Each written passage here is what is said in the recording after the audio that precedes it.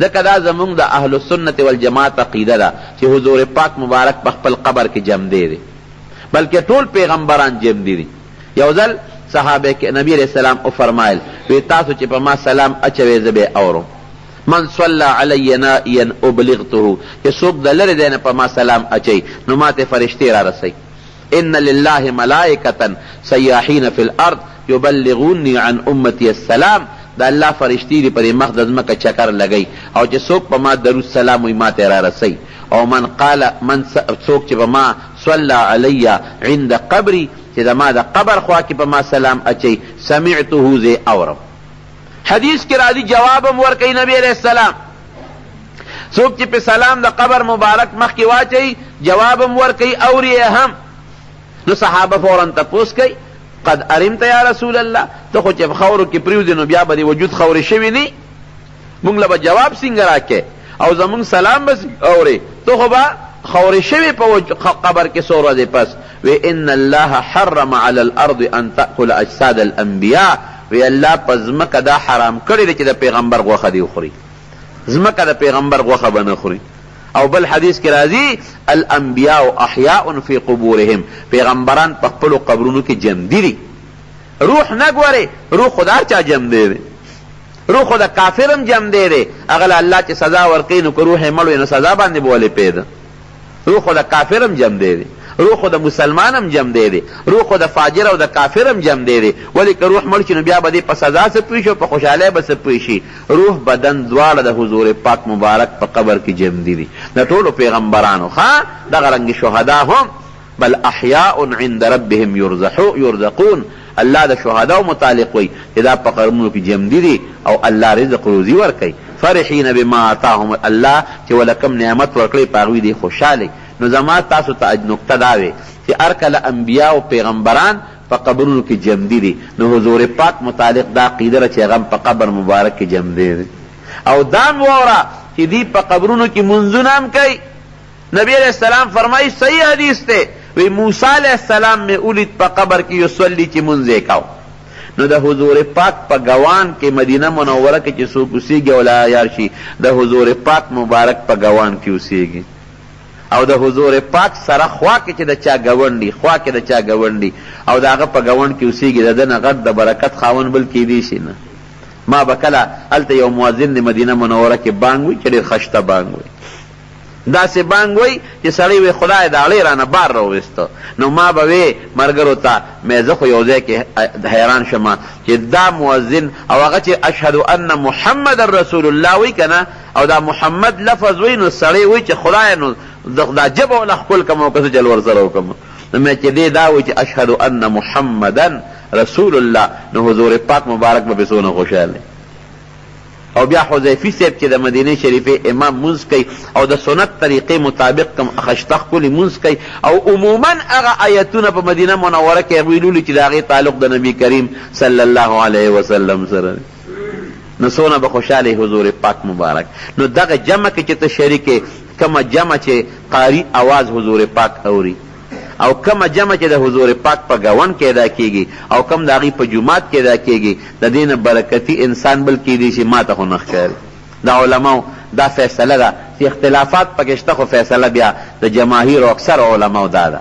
خو پر یو ټکي کې اړو هېڅ اختلاف نشته، هغه دا دی چې کومه خوره د حضور پاک مبارک د وجود سره لګېدلې ده دا د ټولو خورو نه بهتره خوره ده، حتی کې دا د کعبې مبارکې نه هم بهتره ده او حتی کې چې دا وي د عرش نام بهتره ده ځکه د حضور پاک داسې وجود نشته لکه زما ستا پورې چې عاج پورې جنګېدلې وي او دغه خوره د حضور پاک مبارک د وجود سره جنګېدلې خوره ده.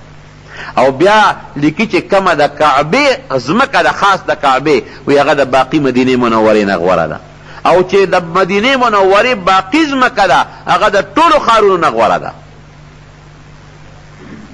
په ټولو ښارونو کې بهتر ښار دا د مدینه منورې ښار دی او خشته ښار خوشبویه ښار نوم یې مدینه منورم د توابم ورته وی، تویبم ورته وی، تویبم ورته وی، ډېر زیات نومونه دي.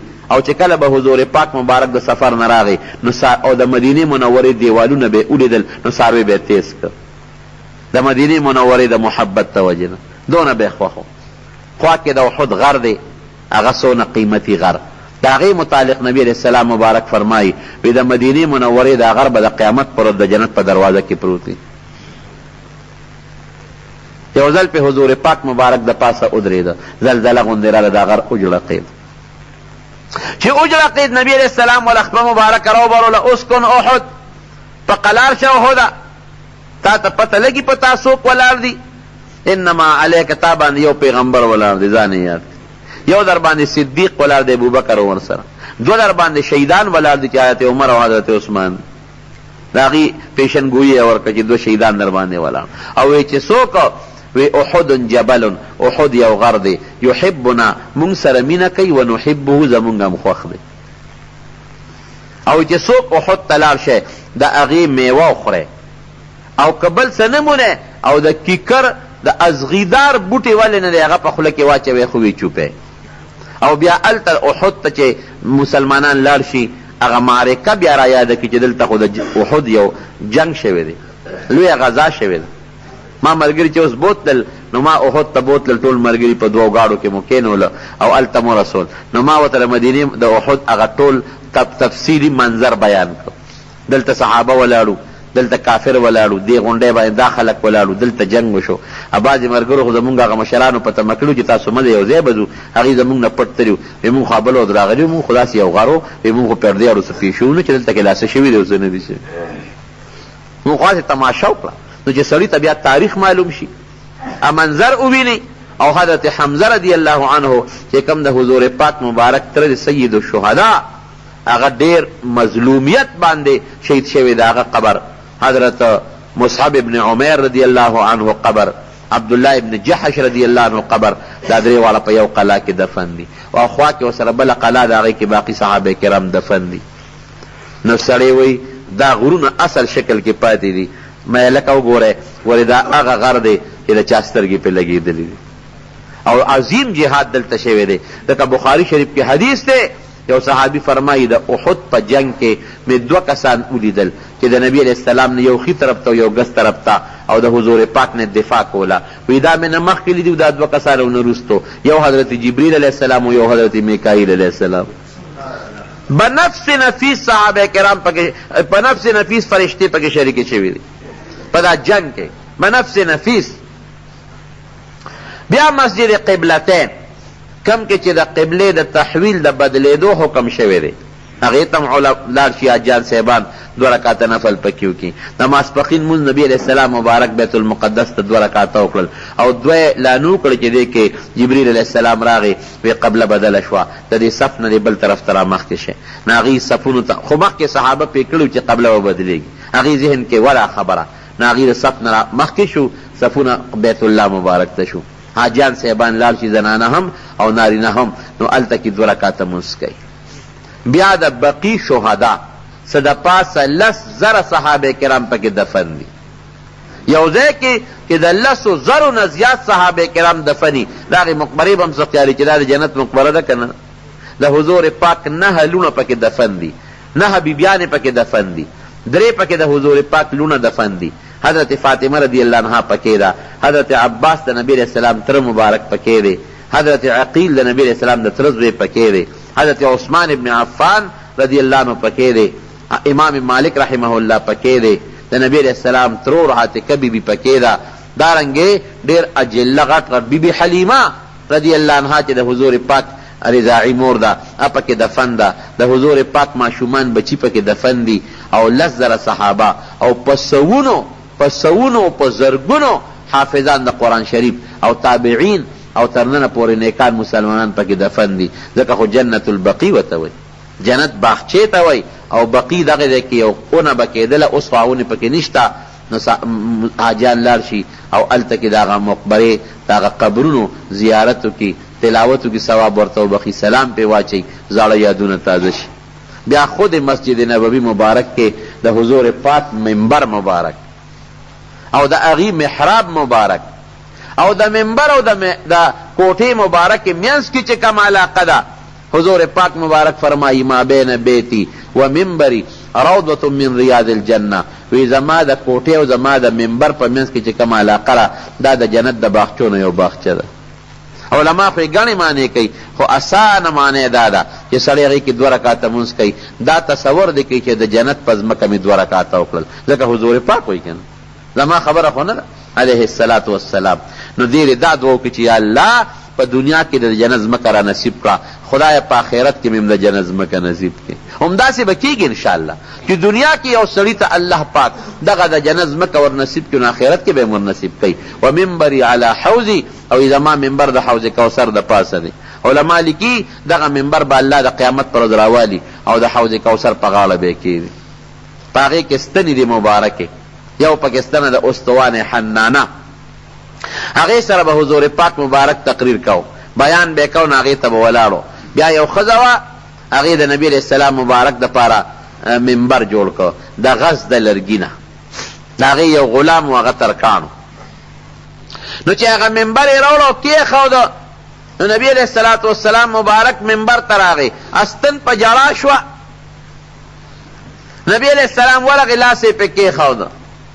خصائص کبرا کې جلالدین سیوطي لیکلي دي، لاس یې پې کېښود، نو داسې سلګۍ یې ووالې لکه ماشوم چې په جړا شي او مور یا پلار یې ځان ته رانږدې کړي او سلګۍ ووایي. وی ښه وایه ولې دې وجړل؟ وی تا پسې د الله رسوله. وی ښه اوس 2 خبرې دي، تاله د هغې الله سیله در کوي، که دې خوښئ الله ته سوال کوم، اوس به د الله هم دلته زرغونه کي په دې جومات کې، او شنه به شي او میوې به دې خلک خوري. او که دا دې خوښئ چې د الله نه سوال وکړم الله دې جنت ته بوځي او په جنت کې د جنتیان میوې خوري، کومه دې خوښه ده؟ وایي دا دویمه مې خوښه ده. که دلته زرغونه شم خو بیا به بل زړېږم، بیا به وچېږم، دا دویمه مې خوښه ده. نو نبي علیه السلام مبارک فرمایي دا ستن به الله والي او د قیامت پر ورځ به په جنت کې خښه کي او جنتیان به د دې کجورې او میوې خوري. دا د حضور پاک مبارک سره د مینې برکت دی. او هغه ستن یو ځل جومات کې بیا وروسته اور لګېدلی و، نو چې اور لګېد نو پکې چت وسودېد، نو صحابه و هغه ستن راواغېسته او د مسجد نبوي په هغه ځای کې داسې خښه کړه لکه انسان چې بنده خښوي. پرېږدم د دې ځمکې اونه ده او جنت کې به دې ځمکه کي چې پکې دې ځمکه کې خښه کړو. بله ستن ده پکې استوان عایشه، خلق 2 رکعاته نفل وسره کوي. حضور پاک مبارک فرمایي، عایشه صدیقه رضی الله عنها فرمایي چې ما ته نبی علیه السلام په جومات کې یو ځای ښوولی دی، که خلکو ته مې هغه ځای وښوه نو جګړې به پرې وکړي یو بل سره. نو د هغې د وفات نه پس یې هغه ځای ښوولی دی. هلته ستن د خلک 2 رکعاته مونځ کوي. استوانة الوفود، هغه ستن سره به جرګو سره حضور پاک مبارک ملاقات کو. استوان حرس، هلته به عموما څوکیدار ولاړو د نبی علیه السلام څوکۍ ته. استوان ابو لبابه، یو صحابي حضرت ابو لبابه رضی الله عنه، هغه نه څه غلطي شوې و، هغې پورې ځان تړلی و، بیا الله ورته هغه توبه قبوله کړله. استوان محلقه، خلوق خوشبویي وه، هغې کې به خوشبویي پرته و، جومات کې به بوی خورېده. استوانة السریر، چې کوم ځای به نبي علیه السلام مبارک اعتکاف کو، او د ټولو نه لویه خبره هغه منبر چې کوم ځای د حضور پاک مبارک محراب، کونډی مبارکې او د هغې تندې مبارک او د هغې لاسونه مبارک، هغې کې حاجیان صاحبان لاړ شي 2 رکعاته نفل کوي. خو هغه محراب یې داسې طریقې سره جوړ کړی دی چې هغه د هغې د سر مبارک د لګېدو ځای د دیوال لاندې کړی دی، یا چاخپه په هغه ځای ونه لګي. نو اوس چې څوک په محراب کې ودرېږي او مونځ کوي، نو تندې یې هغه ځای کې راځي چې کوم ځای به د حضور پاک مبارک قدمونه یا د هغې کونډۍ مبارکې به هغه ځای کې اوس هم دا اذان ځای دی، اذان خانه چې کوم ځای به حضرت بلال بانګ وی. قسم دې ما خو چې به ورته وکتل هغه زوړ منظر ته به مې ذهن لاړ. اوس هم هغه ځای کې بره داسې یو رکوټې غوندې سفر دی او لاندې ته خلک مانځه ته هم ولاړي، او بره جومات د چت نه لاندې دی او شیشه تې تو ده او مؤذن پکې بانګ وی. ما وی دلته به حضرت بلال ولاړو او دغه مخامخ محراب کې به حضور پاک مبارک ولاړو او ده به دلته کې خشته ښکلي ښکلي بانګونه وي. صفا چې کوم ځای به نبي کریم صلی الله علیه وسلم صحابو له راته، طالبانو له، او هغه چې کوم قرآن او حدیث پته چا زده کول او هغې ته به قرآن او احادیث پې ورته ښودل، هلته سړی کښېني. دا ټول زاړه یادونه دي، دا ټول د ایمان یاد دی، دا ټول د حضور پاک سره محبت او د هغه مینه ده. یو رمضان کې ما بعضې ملګرو ته ووی یاره مې زما زړه کې خو یو ټکې راغی، مې دا اعتکاف خو د مدینې شریفې او بیا دا اخیري ختم خو د دې ډېر مزیدار دی.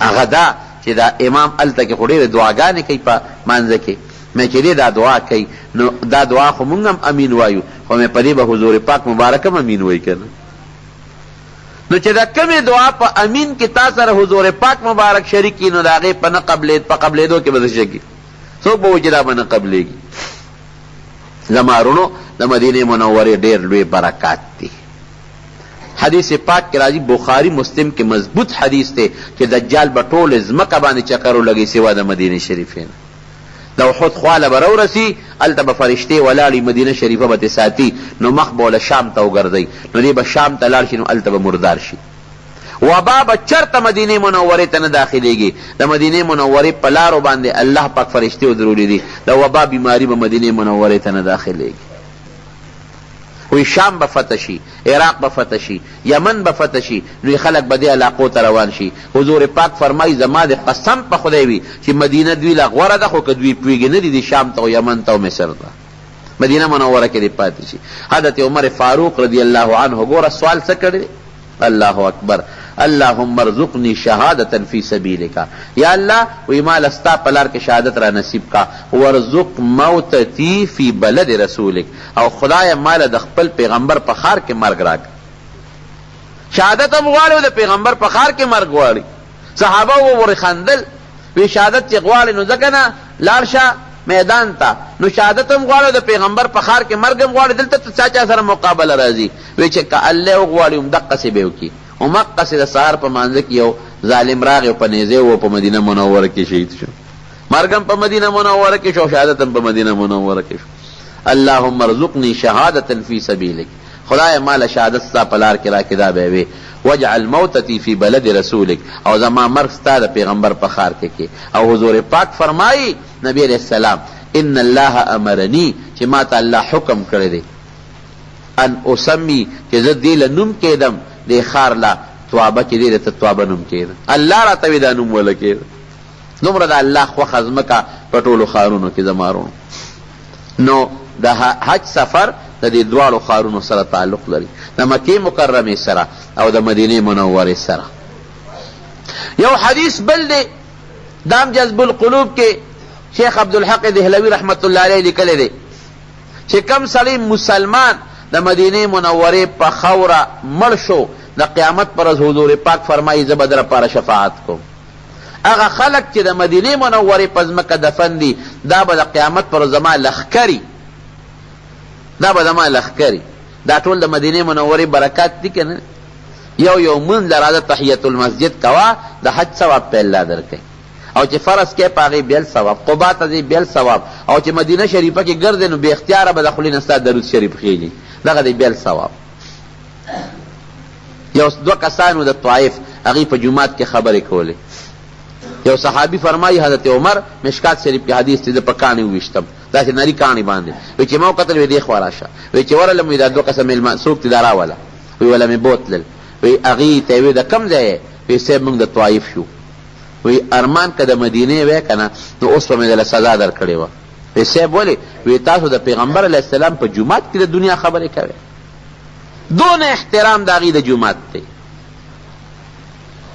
او بیا چې سلام مبارک ته سړی ور مخامخ شي د حضور پاک دا خو بل شان برکت مخامخ ادرېږي سړی دا عقیده لري چې زه څه ویم دا حضور پاک مبارک اوري او ما له جواب راکوي مخامخ الصلاة والسلام علیک یا رسول الله دا ورته مخامخ وی مخ مبارک ته ای د الله رسول پتا دی رحمتونه او سلامتیا سلام و صلات تی پتا وی بار بار یو لفظ السلام علیک ایها النبی ورحمت الله وبرکاته الصلاة والسلام علیک یا حبیب الله دا الله محبوبت پتا دی سلام او قد نور الفاظم بین ویلش اشهدو زه د دې خبرې ګوی کوم انک رسول الله چې ته د الله رسول د دې خبرې ګوی کوم انک قد بلغت الرساله چې د الله پیغام دی رسول دی وادیت ونصحت الامه او د امت ډېر لوی خیر دی لټولی دی وادیت الامانه او کم امانت چې ستا په غاړه کې ودې پوره کړی دی چې ته دا د حضور پاک مبارک مخکې وی هغې به خوشحالېږي که نه به خوشحالېږي بیا د حضرت ابوبکر صدیق مخکې به لږ ورشئ سلام به وکړې بیا د حضرت عمر فاروق رضی الله عنه مخ ته به سلام وکړې او بیا به لږ مخکې شي د دې نه پس الله دعا قبلی نو قبلې ته مخکې دعاګانې وکړه مدینه منوره د برکتونو ځای دی، د حضرت جبریل علیه السلام او د فرشتو د نازلېدو ځای دی، او د قرآن ډیره لویه حصه په مدینه منوره کې نازله ده، لږه نه ډیره زیاته حصه د قرآن شریف په مدینه منوره کې نازله ده. زمارونو حج له چې سړی لاړ شي د دې دواړو سعادت الله ورنصیب کړي، هم د مکې مکرمې دلته حج وکړي عمرې وکړي، هم د مدینې منورې هلته د حضور پاک په ګون کې وخت تېر کړي. ور یو حدیث کې دام راځي چې تاسو د مدینې خلکو پسې بد مه وایئ، زما د ګاونډیانو بد مه وایئ، زما ګاونډیان مه خفه کوئ. او سړی یو د خاورې څونه قیمتي ده. حضور پاک مبارک با چې څوک بیمار شو نو ګوته مبارکه به په لاړو باندې لمده کړه، او دغه لمده ګوته به یې راواخېستله مدینې په خاوره به یې راښکه. تربة ارضنا بریقة بعضنا لیشفع سقیمنا باذن ربنا. خاوره د ځمکې زمونږ لاړه د بعض انسان خپله مبارکه لاړه، دا د مریض په تندي راکاږم چې د الله په حکم الله مریض جوړ کړي. خاوره څونه قیمت دی. خوشبویه یو عالم لیکي حافظ ابن حجر عسقلانی وی که څوک دا وی چې د مدینې منورې خاوره خوشبویه نه ده، دې د مدینې د حقیقت نه دی خبر، دې ته پته نه لګي. د مدینې خاوره راواله دې پوهې ته وي نو تا ته پکې خوشبویي محسوسېږي. ولې؟ لاندې برکات بره برکات، او د فرشتو اوس هم په زرګونو لکونو کروڑونو فرشتې د مدینې منورې په خاوره ګرځي راګرځي، او اوس هم دغه روزه مبارکه باندې برکات نازلېږي چې کمې روزې سره د حضور پاک د وجود مبارک او د روح مبارک تعلق و نسبت دی. په مکه مکرمه کې د نبوت نه مخکې حضور پاک مبارک 40 کاله تیر کړل. د پلار نیکه وطن و، قوم یې پکې اوسېده، او بیا 14 کاله د پیغمبرۍ نه پس په مکه مکرمه کې نبی علیه السلام مبارک تیر کړل. خو خلکو ډېره لویه دشمني او بغض او حسد ساته، او اسلام هغه ترقی په دې 14 کاله کې ونه کړله کومه چې پکار وه. حضور پاک مبارک به پټ پټ د حج په موسم کې د بار مسافرو ته دعوت کو، تبلیغ به کو، او د مکې خلقو به د حج او د عمرې په سیزن کې په لارو کوڅو کې خلق خواره کړي چې تاسو دا مسافر اویروئ، دا خلق اویروئ چې په مکه کې یو هلک دی او هغه داسې ګډې وډې خبرې کوي، د هغه خبرې ونرئ، جادو دی پې، دادي دا غلط الزامونه به په حضور پاک مبارک لګول.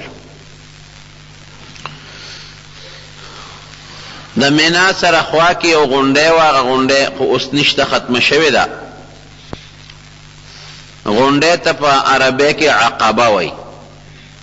دا هغه غونډۍ په خوا کې د مدینې یو څو ځوانانو 6 کسان نبی علیه السلام د مټه ونیول. د کوم ځای یې وي؟ موږ د مدینې. وی زه یو خبره درته کوم، لږ ما سره دې ځان له شی وي، ډېره ښه ده. د غونډۍ شاته یې کړل د مکې د خلکو نه پټ، او د اسلام دعوت یې ورکړو. زه الله پیغمبر را لېږلی یم، دا مې دعوه ده چې الله یو د شریک نه لري،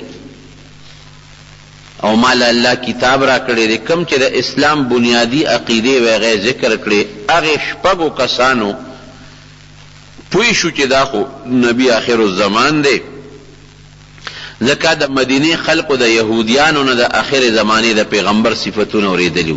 په مدینه کې غیر چاپېره یهودیان اوسېدل، لکه اوس چې موږ د عیسی علیه السلام بیان کوو چې داسې به یو داسې تعلیم به کوي، او مخکې به یو نیک سړی راځي، د هغه به مهدي نومي یو لقبي. دارنګې د مدینې منورې نه غیر چاپېره چې کوم یهودیانو هغوی به د پیغمبر علیه السلام صفت ذکر کو چې داسې به یو داسې ځای کې به پیدا کېږي او دا خبرې به کوي. نو د مدینې خلکو هغه ټول بیانونه اورېدلي چې د حضور پاک مبارک خبره یې واورېدله، هغوی پوه شو چې دا خو معلومیږي مونږ چې د یهودیانو نه د آخر زمانې د پیغمبر کوم صفتونه او حالت اورو، خو دکې شته، دا خو همغه معلومیږي. رب العالمین هغه 6 کسان په یو جبه مسلمانان کړل. نبی علیہ السلام مبارک اغی ته یو کار وسپاره چې تاسو لاړ شئ چې دا ما درته څه ویله په خپل کلي مدینه منوره کې خور کې او کوشش وکړئ چې آینده دپاره حج له راځئ بغیر د حج نه خو تاسو نشئ راتلی د مکې خلک به مو پرېنږدي نو ځان سره نور ملګري م راولی بل کال د حج په موقع باندې هغې ځان سره څلور ملګري م راوستي او د اقه غونډۍ شاته په منا کې نبی علیہ السلام ورله دعوت ورکړه دا 12 کسانو دام الله مسلمانان کړل بیا ورته ووایي چې وفرمایل چې تاسو لاړ شئ او دا دعوت وچلوئ نو آینده کال ځان سره نور خلک هم راولئ هغې چې کوم دعوت وچلو په مدینه شریفه کې هغې ډېر لوی اثر وکړو او په دریم کال باندې 2 یا 3 کسان د مدینې شریفې راغلل او نبی علیہ السلام مبارک هغې هم د هغې غونډۍ لاندې شاته دعوت ورکړه پروردګار هغه ټول مسلمانان کړل دا کسان چې مسلمانان شو دي کې د مدینې شریفې غټ غټ خلک او لوی لوی سردارانو هغې چې د پیغمبر علیه السلام معلومات وکړل نو دا ورته پته ولګېده چې مکه کې خلک مسلمانانو سره ظلمونه کوي زیاتي کوي نو هغې دعوت ورکړه نبي علیه السلام له چې ته زمونږ وطن ته هجرت وکړه هلته به کلاو د اسلام او د ایمان دعوت وچلی او تکلیف بم درتنی مونږ به د کلکه مرسته ملګرتیا کوو دلته کې ته ښکاره دعوت نشي چلولی هلته به ښکاره وچلی نبی کریم صلی الله علیه وسلم د الله په حکم د هغې دعوت قبول کو حضرت عباس رضی الله عنه دغه وخت لا مسلمان شوی نو په خوله کلمه نه وویلې په دې موقع موجودو هغه د مدینې خلکو ته مخ ورواړه تاسو خو زما درواره بوځئ دلته خو ټیک ته چې د دشمنان زیات دي خو قوم شته د هغې قوم د وجې دې محفوظ دی هسې نه تاسو هلته دې بوځئ او دته څوک نقصان ونه رسئ وی ګورې که دته چا نقصان ورسو نو د مدینې خلکو زه به تاسو نه بدل اخلم تاسو به ما له ذمهوار راکوئ هغې وی ته خلاص اوسه خو ته یې مونږ ته حواله که نو د نبی علیه السلام مبارک فرمایي وی ما له خدای پاک حدیث پاک کې راځي د مدینې منورې هجرت او د دارالهجرت د هجرت ځمکه دا الله ذوالجلال په خوښه د نبی علیه السلام دپاره الله مقرر کړې ده د الله په مشوره واحد مدینه منوره هغه ښار ده چې بې د جنګ او د جګړې الله مسلمانان کړي دي مکه مکرمه په جنگ فتح شوې ده یمن په جنگ فتح شوې دی شام په جنگ فتح شوې دی دارنګې عراق او د دې ګیر چاپېره علاقې چې څومره دي دا په جنګونو فتح شوې دي طائف په جنگ فتح شوی دی حنین په جنگ فتح شوی دی خیبر په جنگ فتح شوی دی په مخ د ځمکه واحد هغه کلی چې بغیر د جنگ او د جګړې الله ایمان او اسلام ورنصیب کړي مسلمانان شوي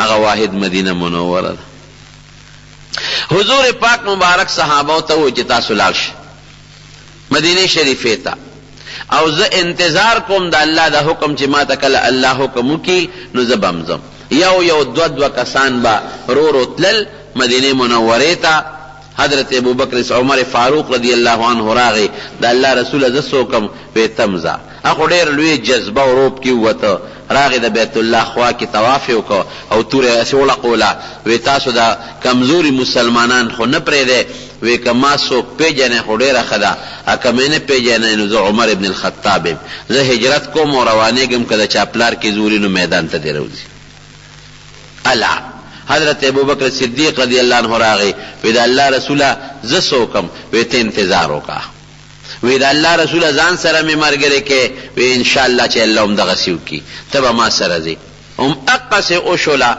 څه صحابه مخکې لاړل او څه رستو لاړل او نبی کریم صلی الله علیه وسلم سره د حضرت ابوبکر صدیق رضی الله عنه مدینه شریفې ته لاړل څوارلس ورځې تقریبا سفر و پیاده او ډېر د خطرې او مشکل د ګرمۍ سفر و مدینه منورې ته رب العالمین د نبوت دا قافله و رسوله مدینه شریفه کې د برکتونو نزول شروع شو حضور پاک مبارک چې کله ته نو یو غونډۍ باندې ودرېده او د مکې مکرمې ته مخ کړې او ویې جړل واقعي خپل کلی او خپل وطن پرېښودل اسان کار نه دی ډېر ګران کار دی بیا کم کلی کې چې انسان خلپوسې کړي کم کلی کې چې د انسان بیت الله او کعبه مبارکۍ کم کې د طواف او د عمرې او د حج سلسلې دا پرېښودل اسانه خبره نه ده نو ویې کتل وی ای مکې خشته او خوږ ښار او زما د قسم چې په ټولو ښارونو کې ته زما ډېر خوښ یې. افسوس او ارمان چې ستا قوم زه نه ویستلی نو زما به ستا نه بار یو شپه م نه وه تېره کړې خو ستا قوم مې نه پرېږدي. بهر کیف چې هلته مدینې شریفې ته ورسېده نو بیا بل عجیبه دعا وکړه، یا الله وی مونږ ته مدینه منوره خوښه کې، دا راته الله خوښه کې، او خدایا داسې راته خوښه کې که حبنا مکة او اشد، د مکې نه راته خدایا زیاته خوښه کې. یا الله د دې په وزني سیزونو کې کوم بعضې خوراک په وزن خرڅېږي، بعضې په پیمانه خرڅېږي، خدای د دې د پیمانې سیزونه چې په پیمانه یا په وزن خرڅېږي په هغې کې برکت واچوې. اللهم یا الله زما نیکه ابراهیم علیه السلام د آل مکه هغه د مکې مکرمې دپاره د برکت سوال کړی و انی ادعوک للمدینه، الله زه د مدینې منورې دپاره ستا نه سوال کوم. الله مکې له چې څومره برکتونه ورکړي د هغې ډبل دوچن برکتونه مدینې شریفې له ورکړي. واقعي د حضور پاک دعا و د الله په خوښه وه او چې د خشته ښکلي پیغمبر دعایي او د مینې د زړه د اخلاص نه یې ولې به نه قبلېږي. هغه برکتونه په مدینه منوره کې تر ننه پورې د انور د ذراتو او د سپومۍ د رڼا غوندې خواره واره محسوسېږي. مدینې منورې ته لاړل، د دې زوړ نوم یسرب و یسرب.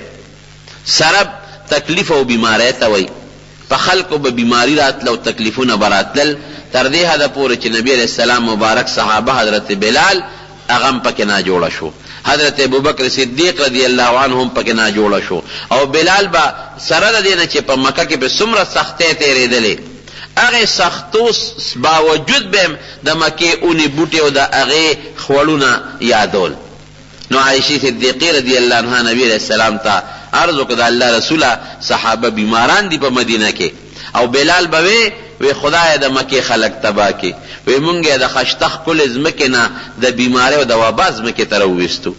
دا څنګه ځمکه را دې کې خو بیماري ده، اوبې ترخې وې د مدینې شریفې، آب و هوا ګډه وډه وه. نبی علیه السلام مبارک چې کله دعا وکړه د شپې خوب ولید، د خوب نه پسې صحابو ته وفرمایل وی بېګا ما خوب ولید یو توره ښځه ببرسرې بد شکله د مدینې شریفې نه لاړه جحفې ته.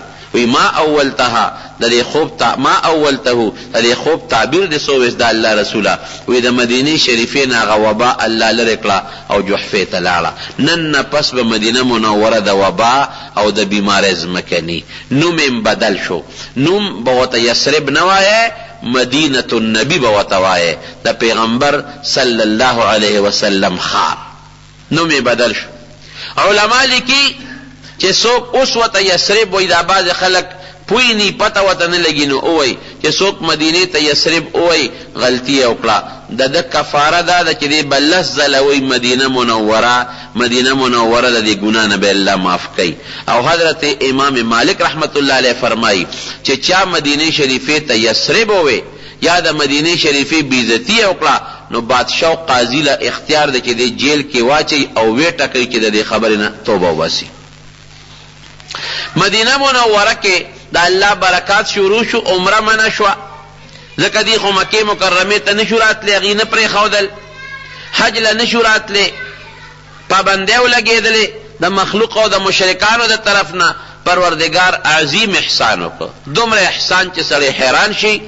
کم ځای ته چې لومبې حضور پاک مبارک هجرت وکړ هغې ته عوالي وی، قبا ورته وی، هلته یو مزیدار جومات دی مسجد قبا، هلته یو صحابي حضرت کلثوم ابن هدم رضی الله عنه دا هغه میلمه شو نبی علیه السلام په قبا کې. لوی کافران به سحر مسلمانان به صحابه سحر راوتېدل ځکه د حضور پاک د هجرت خبره مشوره شوې وه، او دی به رانلل بیا به کور ته تلل. یو ځل یو یهودي په قلا باندې بره ولاړو او قافلې ولیدله، پوه شو چې دا خو نبی علیه السلام مبارک دی. عجیبه انداز کې سړی حیران شي که نه. یو لوی بدماش بریده ابن حسیب اسلمی چې د مدینې منورې په دغه علاقو کې د ده نه غټ بدماش او د هغه زمانې لوی طوفاني مضبوط سړی بل نو، هغه ته پته ولګېدله چې د نبي علیه السلام په سر کې خو د مکې خلکو د 100 اوښانو انعام ایستی دی، نو هغه وی د انعام به زه ګټم. نو هغه به لارې ساتلې او خپل بدماشان یې په لارو خواره کړي وی دا هلک به نیسو او مکې ته به یې نیغ بوزو، هلته به یې د مکې په کافرانو خرڅو او د 100 اوښانو انعام به ګټو. 100 اوښان خو ډېر لوی شی و. نبی علیہ السلام مبارک چې څنګه او دا داسې بدماش و مشهور دنیا پیژندل لوی پهلوانو چې حضور پاک مبارک د مدینه شریفې حدودو ته داخل شو، دقه بریده ولیده، مرګرو ته مبارکباد ورکړه چې دا هلک معلومیږي که خیري د 100 اوښانو انعام به وګټو. حضرت ابوبکر صدیق په تجارتونو کې ګرځېدلی و، هغه پیژنده، وی صاحب دا سړی هغه بریده معلومیږي. او هغې ته مې اطلاع شوې وه چې بریده تاسو ته لار کې ولاړ دی، لاره کې به تاسو ته دشمنان ولاړي، دا خو معلومیږي. نبی علیہ السلام مبارک حضرت ابوبکر ته وی ما ظنک باثنین الله ثالثهما، ای ابوبکر په هغه دوو د څه خیال دی چې درېم ملګری الله دی؟ زما خو درېم ملګری الله دی، فکر مه کوه. چې څنګه رالل بریده سره غټه نیزه وه، مضبوطه نیزه، ملګرو ته وی غزار به نه کوئ، جمدې به یې نیسو، مکې ته به بوځو. حضور پاک مبارک ورته مخامخ شو، نبی علیہ السلام ته فوراً تپوس کوي، وی څه دې نوم دی؟ وی زما جی زه خو بریده داسې جوش کې وی زما بریده نوم دی، تا زما نوم نه دی اورېدلی؟ د مدینې او د ګردونوا ټول خلکو مشر او سردار ما نه پیژنې؟ وی ښه بریده دې نوم دی. حضور پاک مبارک پکار و چې روب پې پروتی وی، بغیر د روب نه حضرت ابوبکر ته وکتل او د دې نه نیکفالي واغېشته، وی برد الله عنا عدونا، وی ابوبکره د بریده برد یخنۍ ته وی، وی خفه کېږه مه، زمونږ دشمن خدای سوړ که، د نوم نه را معلومه کړه، دشمن سوړ شو. وی د کم قوم سره تعلق لرې؟ وی د اسلم قبیلې. تا ته پته نه لګي؟ وی وصلنا بسلامت، ابوبکره په سلامتیا انشاءالله راورسېدو. حیران دی چې زه دمکی ورکومه، نیسم گرفتارومه او دی دا خبرې کوي. وی اسلم قبیله کې د کم قوم سره تعلق لري؟ وی بنو سهم سره. سهم په عربی کې عیسې ته وی. انشاءالله وی مونږ له به الله ښکلي سره کي. چې دا درې خبرې د واورېدې دی ورته وی ته څوک یې؟ وی زما نوم محمد دی صلی الله علیه وسلم، د پلار نوم مې عبدالله دی، او زه الله د مخلوق دپاره یو خشته پیغام رسون کې رسول الله لېږلی ما. خو چې وی قتل ورته نو دې ځای په ځمکه ودروله.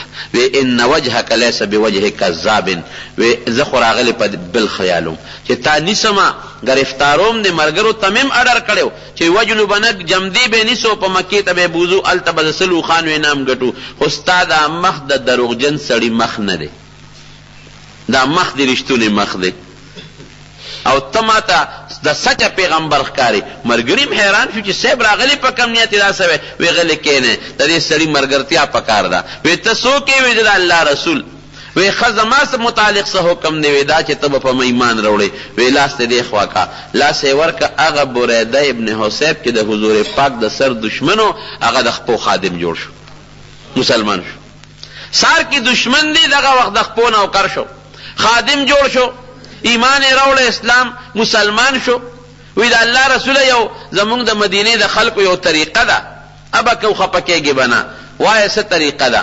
وی د مدینې خلکو کې دلته خو ستا قوم نشته، نو اسې نه څوک تکلیف درته ونه رسوي، نو که ستا خوښئ نو زه به د خپله نیزه اوچته کړم، جنډه به ته جوړه کړم، او ته به زما په امان کې مدینې ته داخل شي، نو تا ته دی بیا څوک کشو کي، ابا داسې لکه په ما حمله کول.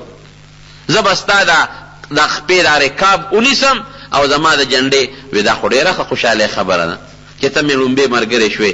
پټکې یې کوز که بریده او د نیزې په سوکه کې یې ورکه، او د نبی علیہ السلام مبارک د اوښې مبارکې نه اوچت که او اعلان به که ای خلقه، نبی علیہ السلام زما پټکي سره او زما نیزې سره مدینې ته داخلیږي، که ده ته چام پورته وکتل داسې به لکه چې زما سره دشمني کوي. او د نبی علیہ السلام خپه چې کوم ځای کې هغې قدم مبارک ښودی و، هغه رکاب چې ورته وایي اقې نیولی و، د خپې خادم او د خپې نوکر، هغه قافله د نبی علیہ السلام دشمنه قافله د پیغمبر علیہ السلام استقبالیه شوه او ورسره مدینه شریفې ته ځي.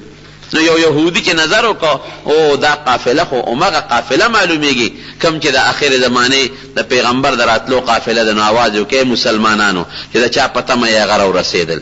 خلکو منډې کړې حضور پاک مبارک قبا د علاقې ته راورسېده او د هغې کلثوم ابن هدم رضی الله عنه مېلمه شو. لومبی کار څه کوي؟ لومبی کار جومات جوړوي. لومبی جومات جوړېږي. وی دلته ماله لږه غوندې ځمکه وګوره چې زه د الله کور پکې جوړ کړم. هغه صحابي وي د الله رسوله زما ځمکه شته ما درته وقف کړه، جوړ کړه پکې جومات.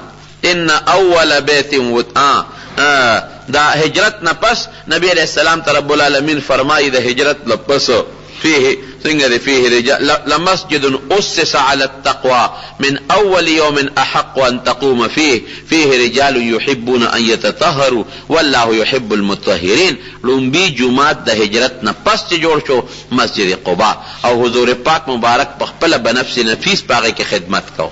صحابه مو سره لګیا دي، په خپلم لګیا دي. جمعات ښه مزیدار خشته جوړ کا سور لس یا سلیر شرد التا تیرې کړلې. دا لومبي جوماتو د مسجد نبوي مبارک نه مخکې لومبنې همدقه جوماتو چې دا تیار شو. اوس ګوره دلته عمره بنده شوه. په مکه مکرمه کې حج بند شو. صحابه پریشان دي، د عمرې خو ډېر لوی اجر دی. رب العالمین ورته هغه ثواب هلته ورکوي. فکر مه کوه چې ته د مدینې نه عمرې ته راتلې څونه تکلیف به او څومره مشقت به څومره سفر به څومره سختی به وه. بس دغه مسجد قبا کې چې چا 2 رکعته نفل وکړه د هغه له به الله د عمرې ثواب ورکوي. څومره اسانه شو ورته مفتو کې اجر. ګوره اصل سیز اخلاص ته زمارونو چا په زړه کې چې اخلاصي او د الله رضا طلب کوي نو الله بنده باندې ډېر مهربانه دی. الله د خپل رحمتونو د هغه په سر بېدرېغه رانولي. وی باس خبر اخلاص شوم دلته 2 رکعاته لرازه که دروازه لس دل راځي او که شل دل راځي او که یو دل راځي هر څوک چې راځي په 2 رکعاته نفل لیکي د عمرې ثواب ملاويږي. ناشنا حدیث میں سار په یو کتاب کې ولید، یو کتاب جذب القلوب د شیخ عبدالحق دهلوی رحمت الله علیه کوم چې لوی محدث دی د مشکات شریف شارح هم دی دا هغه یو کتاب د جذب القلوب ام سار کته دا لوی محدث دی. یره دا حدیث مې نوی ولید حیران شوم میں اللہ تسمع ربانے اگے حدیث دا ما مخکنو لیدلی دا حدیث دا کتابونه میں ډیر کتلیو. اگے کې دا دی چې څوک په مسجد نبوي مبارک کې 2 رکعاته نفل وکړي الله به د حج ثواب ورکړي. مسجد نبوي کې 2 رکعاته نفل څوک وکړي هغه له پروردگار به د حج ثواب ورکړي. مې دومره لوی برکت مسجد قباء ته 2 رکعاته کوا الله د عمرې ثواب ورکړي. مسجد نبوي ته راځه 2 رکعاته کوا الله د حج ثواب درکړي. په مدینه منوره کې 73 ورځې تیرې کې دومره حجونه عمرې به وګټه چې ستا کمپیوټر به حساب نشي کولی. یاره که ځان دې لږ بیدار کو سستي دې ونه کړله. مسجد قباء جوړ شو. حاجیان صاحبان اسمزي او حضور پاک مبارک به د خالی په ورځ باندې مسجد قباء ته کله به پیاده ته او کله په سورلی ته هغې سره به یې ناسته کوله او جناب د اغوی سره به احادیث و درسونه کول، قرآن به وتخو او هغه کې به مونځ کو. او اوسم حاجیان صاحبان چې لاړ شي نو مسجد قباء ته ځي او چې سړی ورښکاره شي پکې مونځ کوي یقین کوو د ایمان تازګي محسوسوي. بیا د قباء نه را روان شو مدینه شریفې ته کوم چې زوړ ښار او یثرب به ورته مخکې وي. صحبه د مسلمانانو قافلې یو خوا بل خوا ورته ولاړې دي او دا واړه ماشومان الکان او جینکې دا ورته په کوڅو کې ولاړې دي او هغه وخت کې د پردې دا حکم نو نازل شوی. زنانه په کوټو په دیوالونو ولاړې دي او څوک تنبلونه وي طلع البدر علینا من ثنیات الوداع وجب الشکر علینا ما دعا لله داعی.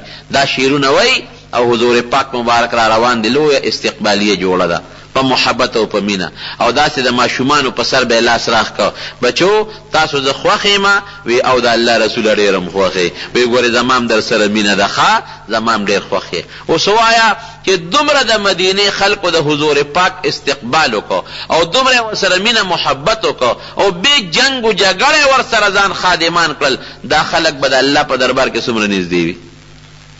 مکه مکرمه چې کله فتح شوه د مکې مکرمې نه نبی علیہ السلام مبارک لاړ حنین تام فتح شو. بیا اوطاس یو علاقه د هغه هم فتح شوه. طایف ته لاړ طایف هم فتح شو. نو واپس راتلل مدینې شریفې ته تلل نو جعرانې یو ځای دی یو جومات پکې دی د هغه ځای نه خلک د عمرې نیت تړي.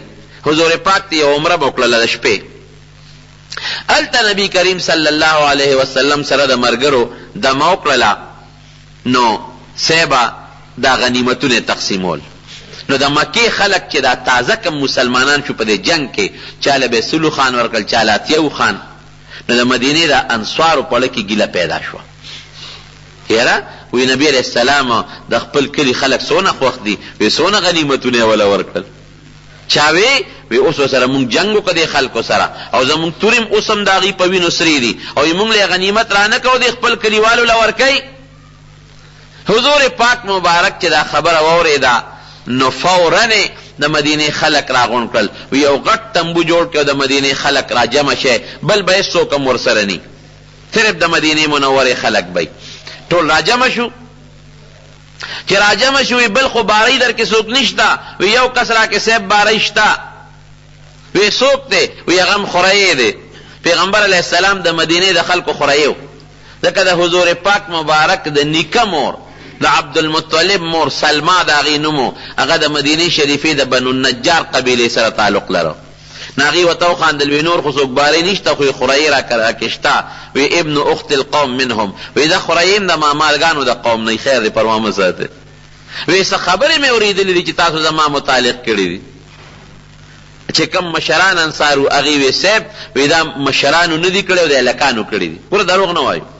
وی سم ویلي دي، وی دا تاسو ویلي دي چې د خپل قوم خلکو له اوخان ورکړل او مونږ له سرانه کړل، وی دا د هلکانو ویلي دي. او د مدینه خلکو چې څنګه مکه فتح شوه میټینګونه شروع کړل، یاره اسې نه خپل وطن یې پته شو، رانه نبي علیه السلام پاتې نه شي په خپل وطن کې. دا ونه وایي چې زه خو خپل وطن مې فتح شو زه به دلته پاتې شم. په دې کې بعضې انصار پریشانه دي، وی او صاحب د هلکانو دا خبره کړې د مشرانو نه ده کړې. وی ښه یو خبره درته کوم، وی مالم خوښ دی که رسول الله هم خوښ دی؟ الله اکبر. وی رسول الله صلی الله علیه وسلم هم خوښ دی. نو تاسو په دې نه یې خوشحاله چې خلک به اوښان او ګډې چیلې کورونو ته بوځي او تاسو به ځان سره رسول الله بوځئ مدینې شریفې ته؟ ځکه نه وایه کم هم خوښه ده. وی د الله رسول او اسم نه دي پکار، یو تم پکار. وی زما د قسم په الله دغه وخت کې قسم وخوړ، په هغه ذات داسې الفاظ دي، په هغه ذات مې د قسم چې زما ساده چا په اختیار کې ده، که هجرت نه وي زه به مدینه شریفه کې پیدا وم، او که خلق په هر لاره ځي نو ځي دی، زه به د مدینې په لاره ځم، او که څوک چا سره په کومه لاره ملګرتیا کوي ودې کې زه به د مدینې منورې د خلکو سره ملګرتیا کوم، او چې څوک په کومو دروزي سر دې شي زه به د مدینې منورې په درې ځم، د خپل وطن کې نه پاتې کېږم.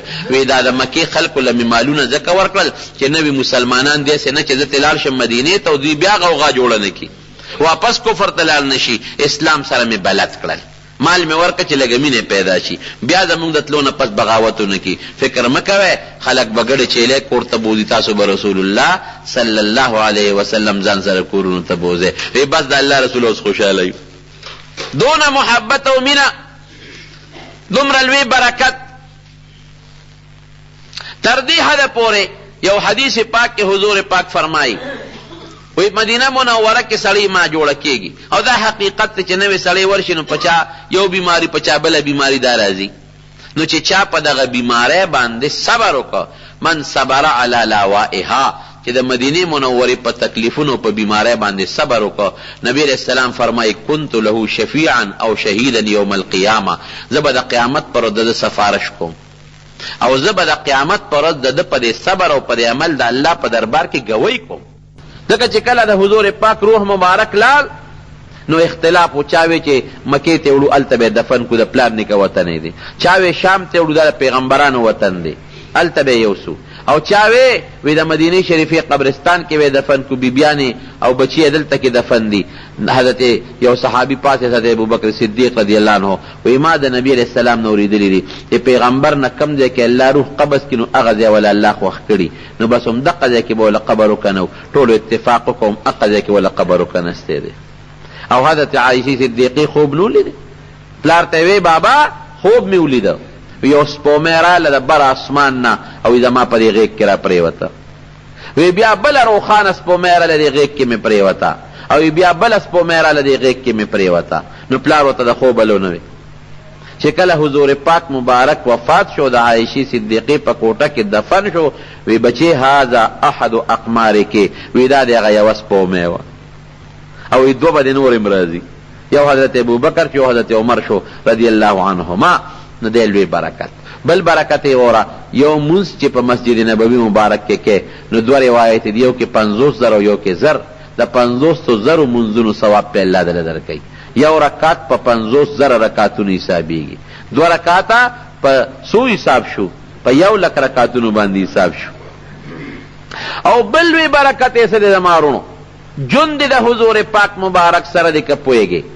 الله قرآن شریف کې بیت الله ته ډیر د عزت الفاظ استعمال کړي دي او یقینا چې پیغمبران ته تاویږي حضور پاک مبارک ته تاویږي او طواف ته کوي او بیا پکې یو کاڼی لګېدلی دی حجر اسود دا حضرت آدم علیه السلام 10 څیزونه ځان سره د جنت نه راوړي یو پکې دا کاڼی مخکې دا تک سپین کاڼی و سپین حجر ابیض به یې ورته وی نبی کریم صلی الله علیه وسلم فرمایي وی دا د جنت نه راغلی کاڼی دی او دا د پیو نه سپینو اشد بیاضا من اللبن نبی علیہ السلام فرمایي د پیو نه سپینو سودته خطایا بنی آدم د بنی آدم گناهونو تور کړی دی دی چې وردی او استلام یې کوي او ګوتې وروړي نو دا گناهونه د انسان نه داسې راکاږي لکه مقناطیس چې ځان ته ستنه اوسپنه راکاږي او فرمایي نبی علیہ السلام چې الحجر الاسود یمین الله فی الارض وی حجر اسود په مخ د ځمکه داسې دی لکه د الله ښی لاس دا د برکت په بنیاد وی نور د الله داسې لاسونه نشته لکه زمونږ او نه دا حجر اسود د الله حقیقي لاس دی مطلب دا چې څنګه د الله د لاس سړی عزت کوي او د یو مشر لاس انسان ښکولی دارنګې د حجر اسود عزت پکار دی او ښکلولی پکار دی حضرت عمر فاروق رضی الله عنه حجر اسود لراغې رو ښکلی کو ورته ودرېده وی ای حجر اسوده ته یو کاڼی کاڼی نه چاله فایده ورکولی شي نه چاته ضرر رسولی شي زما د قسم په الله کما حضور پاک مبارک نوی لیدلی چې تی ښکل کړی نو ما به نوی ښکل کړی خو ما حضور پاک مبارک په خپله لیدلی دی چې تی ښکل کړی نو ګوره نبی علیه السلام ښکل کړی دی او حضور پاک فرمایي وی د قیامت پر ورځ د دې حجر اسود به سترګې وي په هغې به نظر کوي او ژبه یې وي په هغې به خبرې کوي او چا چې په سچه دا ښکل کړي وي یا استلام د لرې ځای نه یې وله اشاره کړي د هغې انسان دپاره به د قیامت پر ورځ د خدای په دربار کې ګوی کوي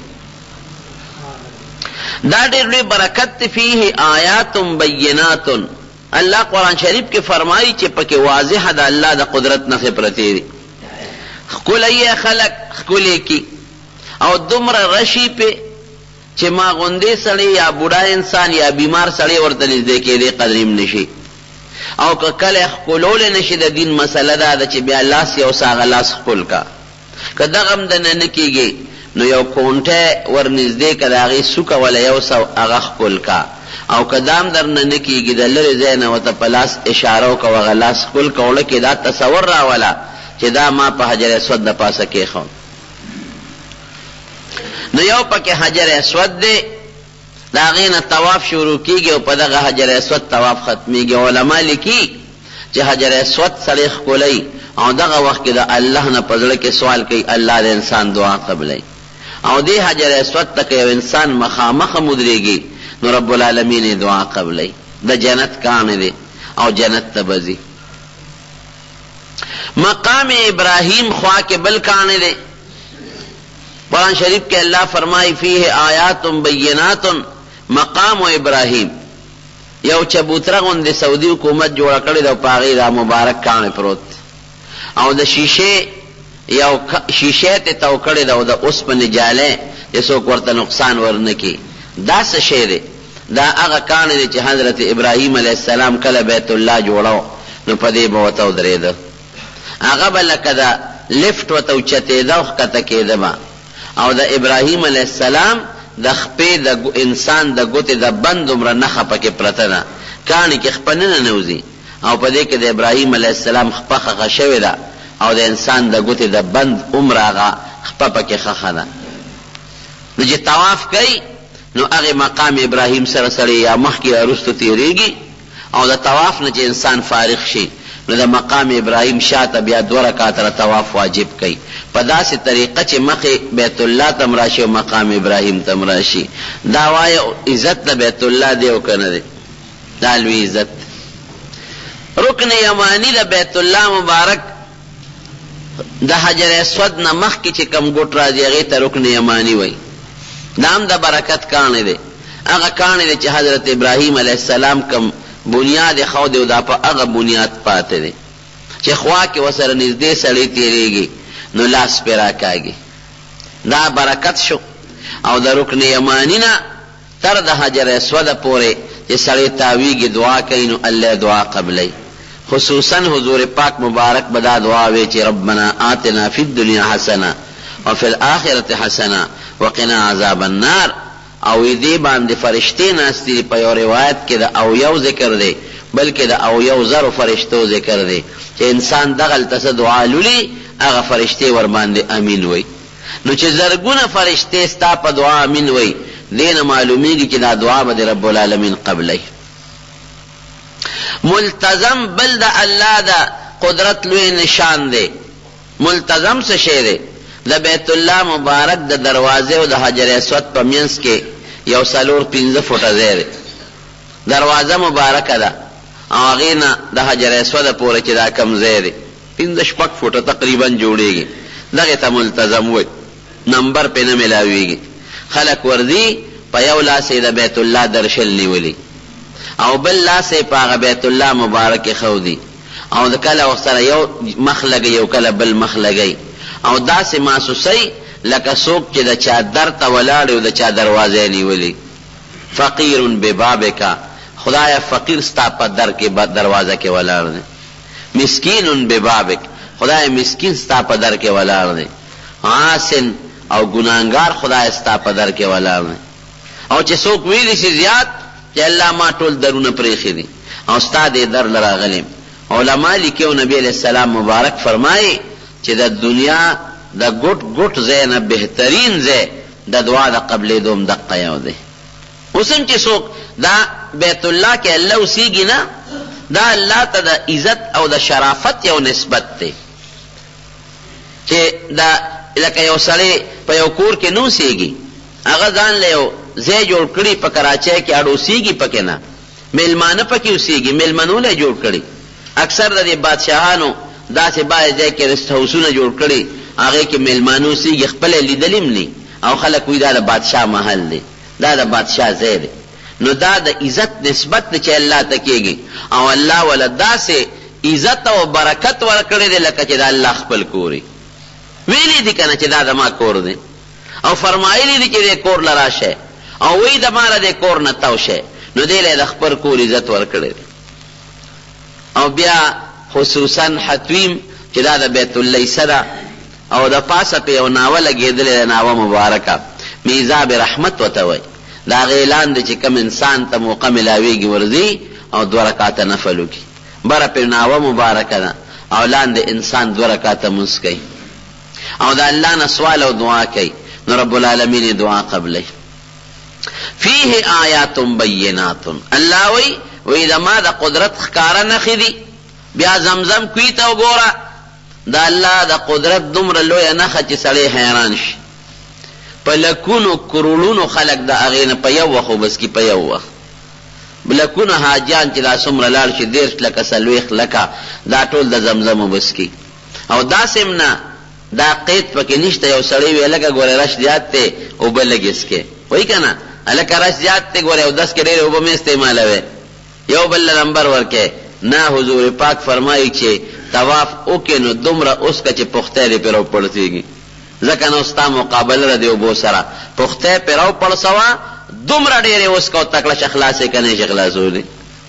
لکونه حاجیان صاحبان هغه اوبس کي دا قید پکې نشته چې دا لږې اوسکه نه ډېرې اوسکه دا لکونه حاجیان اسکی دا ورځ څوک کرته ته سوچ کوه دا بس کلی کېږي ځای په ځای کولرې لګېدلې دي بمبې لګېدلې دي حکومت یې پوره تنظام د یخوالي کړی دی یخې اوبه پکې شته تازه اوبه پکې شته 10 کولرو کې 12 کولرو کې پکې یو یا دوه د تازه اوبو پرتې په هغې یې نښه کړی که څوک یخې نشي څکي دا تازه دي څکي مدینه منوره د دې زمزم نه ډکه ده مسجد قبا کې دقه زمزم اوبه پرتې دي او دارنګې جدې ته زه تلم په بعضې جوماتونو کې زمزم اوبه پرتې دي او د مکې مکرمې تقریبا هر جومات کې د زمزم د اوبو کولر پروت دی او دا حاجیان چې بلډینګونو کې ډېره دي دوی له ځان له چلی دا هم نشته چې جومات کې اسکا یو کار خیر والا دی الله د چا نه د خیر کار اخلي هغه دا ذمواري اخیستې ده چې هغه دا شنې کولرې دي او دا ګاډي چلیږي دا بلډینګونو ته د حاجیانو او دا کولرې ډکې ډکې وړي تشې ته واپس کوي او ډکې ورته ږدي دا الله د انسان پړه کې اچولی ده یو کس دی چې هغه دا ذمواري په سر اخیستې ده نو بلډینګونو کې حاجیان د زمزم اوبه څکي او که چاته نه رسي نو هغوی ځان سره دا ګوتې او دا بوتل یې ډکوي او ځان سره یې بلډینګ ته وړي ډوډۍ کې د زمزم اوبه څکه سار د زمزم څکه او ماښام د زمزم څکه ته اندازه لګوه چې څومره اوبه به څکلې کېږي نه هغه اوبه خلاصې شوې او نه پکې شګه راله او نه پکې خړه راله نه پکې خړوالی شته حالانکې یو کوي چې ډېر استعمالیږي نو اوبې کله وچې شي کله اوبې خړې شي کله پکې شګه راشي هغه د اسماعیل علیه السلام د خپو معجزه او برکت دی هغه وخت نه راشورو دی او بیا د حضور پاک مبارک د زمانې نه راشورو دی تر اوسه پورې او تر قیامته پورې به رواني او هغه اوبه نه خلاصې شوې نه خړې شوې نه پکې شګه راله څومره لکونه حاجیان اسکي او وطن ته څومره راوړي هر یو انسان یوه ټپکه 2 ټپکې خو هر سړی راوړي څوک 4 او 15 ټپکې ځان سره راوړي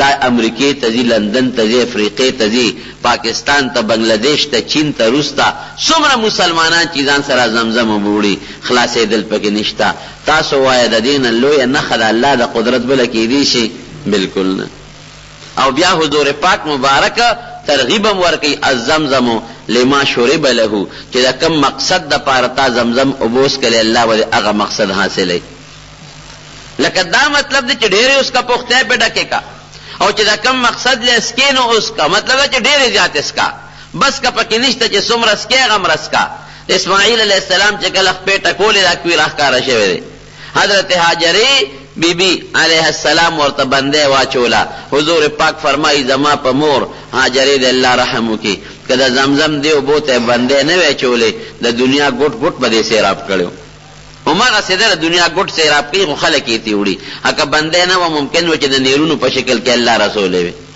بهر کیف دا د الله د قدرت لویه نښه ده خلک یې سکي او سکي د زمزم اوبه چونکې د یو پیغمبر د خپې د معجزې اوبه دي او حضور پاک فرمایي شفا ده پکې برکت دی پکې په یو موقع حضور پاک مبارک په ولاړه مسکلی دي چې راغی نو اوبه د زمزم یې په ولاړه وسکلې د دې وجې نه بعضې علما وایي چې د زمزم اوبه څکې نو د ادب او د احترام د وجې قبلې ته مخکې او ودرېږې د اوبو څکې د ادب او احترام دی بعضې علما پکې دا هم وایي چې نبي علیه السلام په ولاړه په دې وجه څکلې وي چې هغه ځای کې خټې وي د ناستې ځای پکې نو ولاړه څه سنت نه ده که څوک یې په ناسته څکي نو په ناسته دې وڅکي او که څوک یې په ولاړه څکي په ولاړه دې وڅکي خو مستقل په ولاړه څکل او دا یو مستقله ذمهداري ګڼل ښه نه دي که یو سړی وي چې خامخا به یې په ولاړه څکم او که مې ونه څکلي ګناهګار به شم داسې نه ده پکار نور که څوک د برکت دپاره ودرېږي او ویڅکي لا ښه ده او که څوک یې په ناسته څکي لا ښه خبره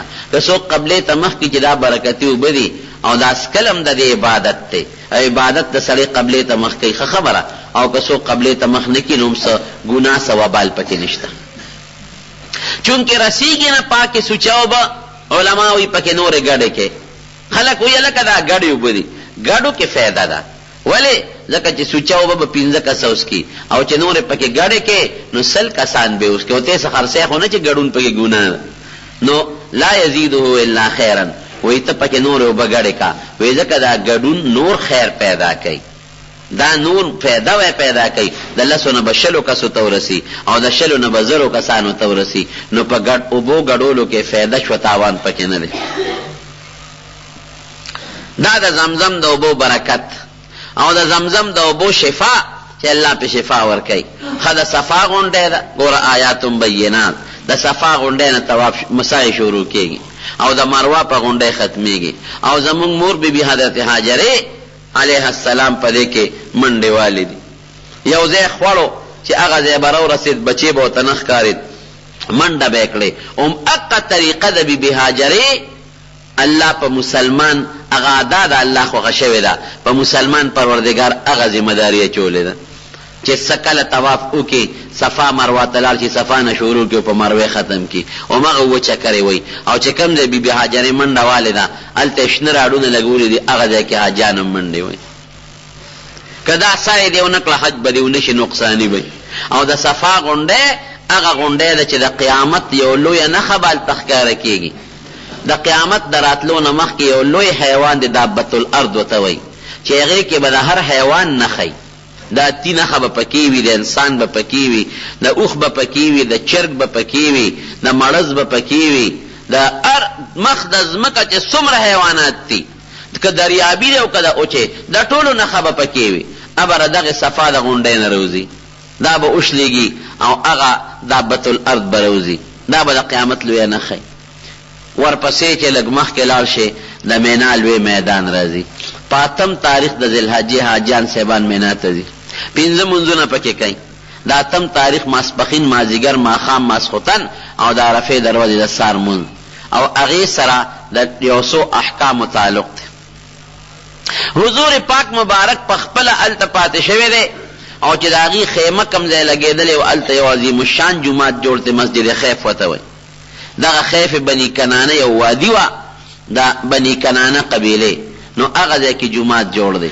او هغې سره خوا کې 3 سلي دي 3 خلک ورته شیطانان وایي دا شیطانان نه دي په عربۍ کې ورته جمرات جمره وایي جمره د کاڼي ستن ته وایي مونږ خلک ورته شیطانان وایو دا په کتاب کې شیطان نه دی کله چې حضرت ابراهیم علیه السلام حضرت اسماعیل علیه السلام بوته د علالولو په نیت نو د یو ځای کې ورته شیطان راښکاره شو او وسوسې یې ورته اچولې نو کاڼي راواغېشتل هغه شیطان یې وویشت هغه الله په ځمکه هلته ښخ کړ نو بیا چې لږ مخکې لاړ نو دا شیطان ورته بل ځای راښکاره شو نو بیا په اوو کاڼو باندې پې غزار وکړو ویویشته نو الله هغه هلته ذلیل رسوا که ځمکه کې ښخ شو نو په 3 ځای کې ورته بل شیطان راښکاره شو بیا ورته وسوسې اچولې ښه بچې تا لالی او پلار ته به وې زویم څوکه لالی ورې خوب کې خطا شوی نو بیا په کاڼو باندې وویشت نو الله په ځمکه کې ښخ کړه هغه ادا الله ته خوښه ده اوس به ته هغه ځای باندې پخوا هسې هلته کې یو کاڼی پروت و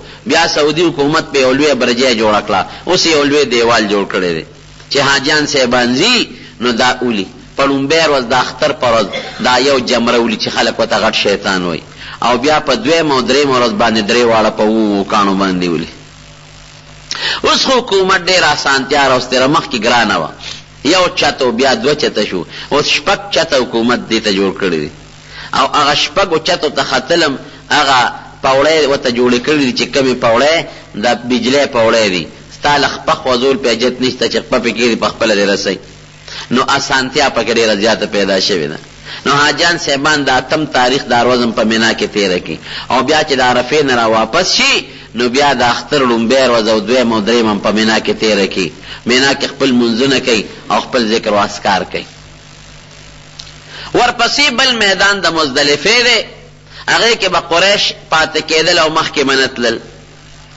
او هغې به څه چل کو قریشو هغې به پکې خپل شعرونه وی شعر و شاعري او مشاعرې به یې کولې هر چا به د خپل قومونو صفت کو حضور پاک مبارک چې کله حج له راغی د قریشو هم دقه خیال و چې دی به مزدلفه کې پاتې کېږي څنګه زمونږ د پلار نیکه طریقه ده الله حضور پاک ته اعلان وکړو ثم افیدو من حیث افاض الناس عام خلق چې کم ځای ته ځي واپس کېږي چې عرفات ته هلته لاړ شه نو نبي علیه السلام د مزدلفې نه نیغ لاړ عرفات واپسي کې شپه بیا په مزدلفه کې کړې ده حاجیان چې راشي واپسي په لوی میدان د مزدلفې کې شپې پراتی او سحر وختي وقوف د مزدلفې کړی دی وقوف دی چې الله ته قبلې ته مخکې ذکر و اذکار وکړي او دعاګانې کوي او الله ته جاړي بیا عرفات میدان دی 9 میله مربع میدان د عرفات هغې کې حضور پاک مبارک د عرفې ورځ تېره کړې ده د ماسپښین د مانځه نه پس د زوال نه پس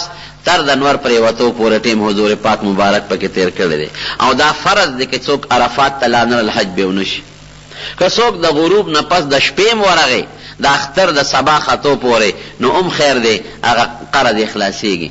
خو بهترین ټیم د زوال نه پس تر د نور پریوتو پورې دی. نو حضور پاک مبارک الته یو تقریر او خطبه ویلې ده، یو یې په مینا کې ویلې ده، ادر ته بالاختصار ویم. سخ کال چې زه لاړم د دې دعوت و تبلیغ والا یو مشر دی شوی مولوي صاحب، مولانا حبیب الحق صاحب، ډېر ښه انسان. هغه موږ چې کوم معلم سره نو هغه معلم سره هغه مو او لوی ګروپ و د تبلیغي حضرات. نو ما ته راغی یو درخواست کو، مې حکم کوه صاحب یاره وی ته یو دلته کې د حاجیانو ته یو څو خبرې به مو کې او دعا به مو کې، وقوف به م ته وکړي. زمونږ د دې ټولو ملګرو دا خواهش دی. ما یې ډېره ښه دا خو د ثواب خبره مې تاسو مشران یې په کار چې تاسو وکړي. هغې ویې نه زمونږ فیصله داسې را چې دا ټول ملګري راغونکو ته ورته ده وقوف هم وکړي په مسدونه طریقه او بیان هم وکړي. هغه وخندل وی وصولي به م راله کې. ما وی زه دغه چل به درته جوړ کړم وصولي بیا خیر تاله چل در دی به ته وکړي. خندلې ما ډېره ښه دا خو سنت طریقه ده وبکړو. تقریبا 2.5 زره حاجیان صاحبان څه ډېر لوی تعداد کې د مختلفو ګروپونو راجمع شو د لوډ سپیکر په ذریعه. ما هغوی ته یو څو خبرې وکړې او دا هغه خبرې چې کوم حضور پاک مبارک کړي دي د عرفات په میدان کې او د مینا په میدان کې تاسو یې واورئ. نبی علیه السلام مبارک یو ځای کې دمه کړې وه، هلته یو جومات جوړ دی. هغې جومات ته د عرفات جومات وایي نن سبا، او بادشاہ چې کوم راشي د هغه خطیب راشي نو په هغه جومات کې هغې تقریر کوي. مسجد نمیره د ځای نوم دی، هلته حضور پاک خیمه وه. وقوف یې هلته نه دی کړی، وقوف یې د جبل رحمت سره کړی دی. په عرفات کې یو غر د جبل رحمت ورته وایي او د پاسه نښه یې دا ده چې په هغې یو سپینه یو ستن غونده شی حکومت ودرولی دی. هغه جبل رحمت نه مشرقي جانب طرف ته حضور پاک مبارک ودرېدلی و. مخکې هلته یو جومات و مسجد صخره به یې ورته وی، غټ غټ کاڼي. اوس هغه جومات روان شوی دی، څه خلک په غر ورته ولاړ او څه ته ګیر چاپېره ولاړو. نو حضور پاک مبارک یو څو خبرې وکړې هلته لاړ د زوال نه پس او په خپله اوښه مبارکه باندې کېناسته او د صحابو 140,000 کم و بیش صحابه کرام ته ګیر چاپېره چې څه به وایي نبي علیه السلام مبارک. نو هغې په خپل تقریر کې یو څو ضروري خبرې وکړئ. یو خبره خو یې دا وکړه وی د نن نه پس سود حرام او بند، سود به بند دي د نن نه پس، خلکو به سودونه کول او د ټولو نه لوی سود د پیغمبر علیه السلام تر حضرت عباس رضی الله عنه هغه به کو.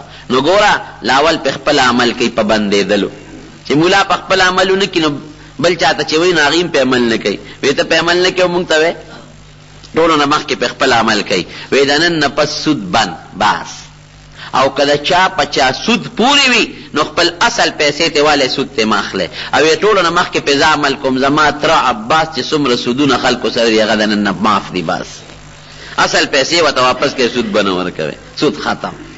زما د قدمونو لاندې ما پیمال که سود نن نه پس ختم. سود ډېره لویه ګناه ده، الله دې م ته وساتي. د سودخور عذاب د قبر داسې دی چې د وینو په خوټ کېدلو وینو دریاب کې به دې خوټ کېږي، الله دې مساتي.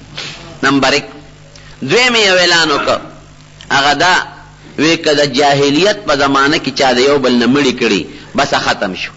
اوس که نه وي چا څوک ووجل نو قصاص به ته اخیستلی کېږي. او د جاهلیت زمانه کې که د چا په یو بل بدلې دشمنۍ پورې خبره خلاصه. او یې زه پرې لومبی عمل کوم، وی زما د تره زوی ربیعه هغه د حذیل قبیلې خلکو بې ځایه وجلی دی، زما له طرف نه معاف دي. لومبی عمل پې زما دی. درېیمه خبره الصلات د مونځ به خیال ساتئ. ګورئ او مونځ څونه قیمتي شی دی مونږ ولې خواري نه کوو. نه مونږ صحیح طریقې سره قومه وکړه او نه مو جلسه وکړه او نه مو په صحیح طریقه سجده وکړه او نه مو رکوع وکړه. یو عادت هم جوړ کړی دی او یو ډز ډوز وکړو بس سلام علیکم مونځ خلاص شو. دا خو الله سره رازداري ده، الله سره معراج دی او پټې خبرې دي. نو حضور پاک فرمایي ګورې د مونځ خیال وساتئ. او ورپسې الصلات وما ملکت ایمانکم، د خپلو وینځو غلامانو ستا د لاس لاندې چې کم خلک دي، ستا د اډر او د حکم لاندې ستا نوکر، ستا چاکر او ستا همسایه او ستا زمیدار د دې به ګوره خیال ساتې. څوک چې د چا د قلم لاندې دی او څوک د چا د لاس لاندې دی، غلام، نوکر، همسایه، گاونډي، کمزورې او دارنګې ماتحت ملازم، د دې به ډېر زیات خیال ساتئ. او بیا وی النساء، د ښځو ګورې خیال وساتئ. ولې ښځه هم ستا د لاس لاندې ده، که ته یې پرېږدې خو پلار که رتلی شي، که ته یې نه پرېږدې نو د خپل پلار کور هم پې بند. دا ستاسو لاس کې قیدیانې دي، حضور پاک فرمایي. نو ما مخکې تقریر دې متعلق کړی دی د زنانو د حقوقو متعلق.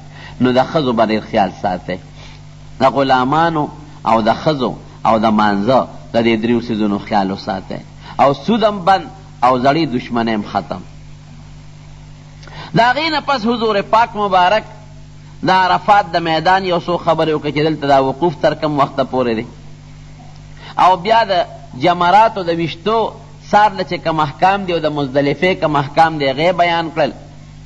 او د هغې نه پس حضور پاک مبارک بیا دا آیت نازل شو الیوم اکملت لکم دینکم. په هغه اوښه مبارکه حضور پاک ناستو چې دا آیت نازل شو الیوم اکملت لکم دینکم، نن ورځ الله وی ما ستاسو دین پوره کړ. واتممت علیکم نعمتي، او زما لوی نعمت ما په تاسو پوره کړ. قرآن پوره شو باس. او د حضور پاک د راتلو چې کومه ډیوټي و کوم مقصد و هغه پوره شو. او زما لوی نعمت ما په تاسو پوره کړ. ورضیت لکم الاسلام دینا، او اسلام غوندې دین ما ستاسو دپاره خوښ کړ. نور دینونه او ازمونه ختم، یو ازم یو دین چې هغې ته اسلام ویلی کېږي. دا نوم زمونږ د دین الله یې ښودلی دی. حضرت عمر فاروق رضی الله عنه ته یو یهودي راغی، وی ستاسو په قرآن شریف کې یو آیت دی، که دا زمونږ په مونږ نازل وی نو مونږ به هغه ورځ د اختر ورځ ګرځولې وه، خوشحالي به م پې کوله. وی کم آیت؟ وی الیوم اکملت لکم دینکم. دا آیت ځکه د دین کمال ته او د الله د لوی نعمت پوره کېدو ته الله اشاره کوي. حضرت عمر وی تاسو به ایت ته نازلېدو نه پس دغه ورځ د اختر ورځ ګرځوله، او مونږ له خدای د اختر پر ورځ رالیږلی دی. دا ورځ د اختر وه. اختر د مسلمان سی چې مسلمان الله پکې وبخي او الله مسلمان معاف کړي. دغه د اختر ورځ ده. د عرفې ورځ خو د مسلمان د بخنې ورځ ده. یو حدیث پاک کې راځي چې رب العالمین فرشتو باندې فخر کوي، تاسو وی چې انسانان دا مه پیدا کوه، فساد به کوي. ګوره د کم ځای نه راغلی دي، د دنیا د ګوټ ګوټ نه پیسې لګولی دي، بچي او ښځې وطن یې پرېښی دی او دلته راغلی دي. نو چې دونه خواري کړې ده، وطنونه او بچي پرېښي دي او دې میدان ته راغلی دي، او د کفن یې اغوستی دی، ځکه دغه وخت ټول په احرام کې وي. یو یې په پرتوک په ځای صادر تو کړي او یو یې د کمیس په ځای تو کړي، او څښا بینونه تیزي. ځکه د حضور پاک مبارک نه تپوسو شو، وی کوم حج بهتر دی؟ وی چې په کم کې د لبیک چغې والی کېږي او څاروي پکې حلال شي. او وی اجي کم یو بهتر دی؟ وی چې ببر سری وي او څښا بین تیزي. نو هلته څوک لامبي م نه، څښا او څکه لامبي، بعضې وخت لمبل مستحبي، صابون نه استعمالوي چې هغه څښا اخرې پرې د پاسئ. ګوره خیرن خچن د کفن او د عرفات میدان بنا بر یو قول، اختلاف پکې شته، خو یو قول دا دی چې دا میدان به د قیامت پر ورځ د محشر میدان وي. هغه ځای کې چې کوم ځای به الله حساب کتاب کوي، تله د میزان به لګېدلي مخلوق به را جمع کوي، وی دا ما ټول وبخل. فرشتې وی الله فلان کې خو ډېر لوی ګناهګار دی، هغه فلان کې هم ګناهګار، فلان کې دی هغه دې غرض له هغه دا ګناهګار، وی غلې کښېنه د دې نیکانو د برکت نه ورسره هغه مبخل. نو دا لوی میدان د عرفات په میدان کې دا مخلوق را جمع دی. نو حضور پاک مبارک په دغه میدان کې چې دا آیت نازل شو، د مسلمان دپاره د خوشحالۍ لوی څیز بل شته؟ اختر خو خوشحالۍ ته وایي چې مخلوق خدا پکې بخیله کېږي. نو نبی کریم صلی الله علیه وسلم اوس خپله ډیوټي خلاصوي که نه، په هغې خدا لازم و چې امت ته دین به رسوي، او صحابه ټول جمع دي، ښځې مشته سړي مشته. نو ګوته مبارک یې اوچته کړه، الا هل بلغتو، خبردار اے خلق مالا جواب راکے، هل بلغتو، ما دین رسول دی که نه؟ چا انکار خو نشو کولی چې نه دی رسول، او بالکل د الله رسول مونږ دا ګوی ورکو چې تا دین مونږ ته را رسول دی.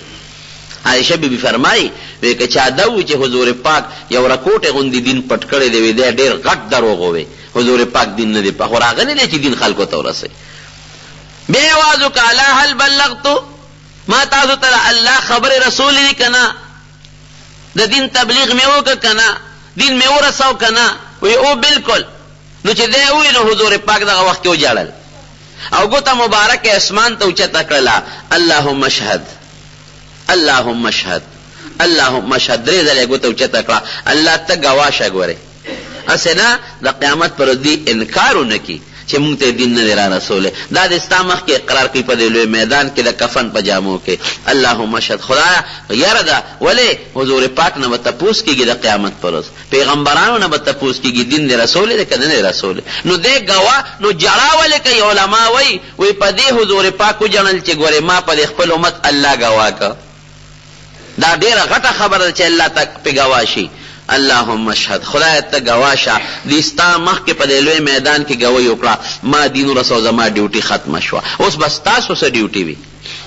تاسو به څه ډیوټي وي؟ 1,40,000 صحابه کرامو ته وایي ستاسو به څه ډیوټي وي؟ ما خدا ډیوټي وه چې د الله وروړی دین مې تاسو ته ورسو. تاسو به څه کوئ؟ فلیبلغ الشاهد الغائب. تاسو چې دا کوم حاضر د عرفات میدان کې ولاړ یې دا به نورو ته اوس رسوئ، دا دین به نورو ته رسوئ، دا ما چې سوې دا به نورو ته رسوئ، دا منځ او دس زکات حج او د احکامات به نورو مسلمانانو ته رسوئ. دا ډیوټي شوه که نه؟ ما خلاصه شوه، ما نه به الله اوس تپوس نه کوي چې دین رسولی دی که نه دی رسولی. اوس به تاسو نه الله تپوس کوي د محشر په دې لوی میدان کې. دا خو د محشر میدان به د قیامت پر ورځ د عرفات په دې لوی میدان کې تاسو نه به الله تپوس کوي چې آیا تاسو دین امت ته باقي ته رسولی دی که نه دی رسولی؟ صحابه وایي بالکل مونږ داسې ډیوټي په سر واخېستله څنګه چې تا مونږ ته دین ورسو مونږ به دین نورو ته ورسو. شیخ مولوي صاحب ته مې ما اوس کار وکړو ته پوهېږه وښکل دی پوهېږه ما د عرفات په میدان کې د ټولو نه اوس واده واخېستله او دا حقیقت دی، پټه خبره نه ده، نه پچې احسان دی. دا زمونږ ستاسو ذمه داري ده که نه؟ زمونږ ذمه داري ده مونږ ته حضور پاک دین راورسو او د حضور پاک راوړلی شوي دین به مونږ امت ته رسو. په مختلفو طریقو رسول کېږي، په دعوت او تبلیغ طریقه رسول شي، د جمعې په تقریر رسول شي، د جنازې په تقریر رسول شي. 2 کسان مسلمانان را جمع کا او هغې ته ترجمه وکړه، حدیث بیان کا ورته، دعوت او تبلیغ سره منسلک شه، هغې سره لاړ شه، په خپله به هم پوه شي، قوم به هم پوه کړي. دا د دین د رسولو لارې او طریقې دي زمارو. او په مینا کې څه وایي؟ په مینا کې حضور پاک مبارک یو تپوس کوي صحابهونه، وایي دن د سر ورځ ده. صحابه خو پیو چې د اختر ورځ ده، نو نبی علیہ السلام مبارک داسې تپوس ولې کوي؟ څه چل دی جوړ؟ جواب یې ورنه کړ. وی الله او رسول ته پته نه. وی ولې د لوی اختر ورځ نه ده؟ وی صاحب ده که نه؟ وی نن د سم دا کومه میاشت ده؟ نو صحابو ته خو پته وه چې ورته پته چې دا حضور پاک تپوس کوي څه چل دی پکې؟ جواب نه ورکو. ولې دا خو ښکاره خبره چې د لوی اختر. وی د ذوالحجې میاشت نه ده؟ وی صاحب ولې نه ده؟ وی دا کوم ښار دی؟ وی صاحب الله او رسول ته به پته وي. وی ولې دا د مکې مکرمې ګوان هغه ښار نه دی؟ وی دی. وی ښه خبردار وورئ، زه به د هغه حدیث مفهوم درته بیان کړم.